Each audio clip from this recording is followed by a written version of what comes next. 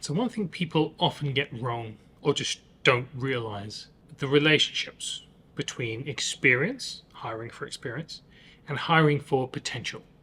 Let's say cognitive ability, personality, things like that.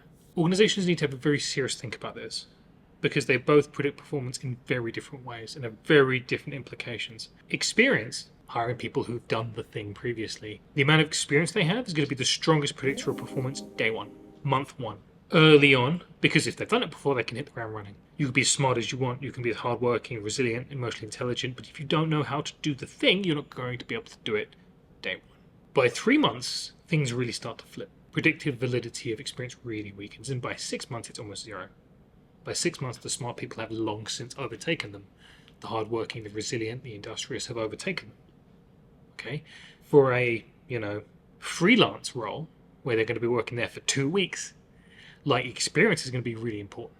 Screening people on the basis of cognitive ability and personality, not even worth doing. You just need to know that they've got the skills to do the job right now, and experience is a way to do that. On the flip side, an early careers scheme, they're not going to have any experience anyway, and they don't need it.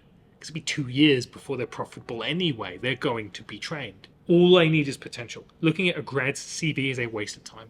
Hiring for potential is all you need to do. It's all I need to come to the table with, is just potential. Cognitive ability and the right behavioural characteristics to perform and learn. That's it. And most jobs, realistically, are going to be a little bit of the two. You hire an experienced professional because they have particular skills. They need to hit the ground running. But at the same time, you kind of want them to do a good job 6 months, a year, 5 years afterwards. So you kind of have to do both. And that balancing act is something you always have to address. It's a trade-off. And that trade-off is going to be different for every role. It's going to be different for every organization.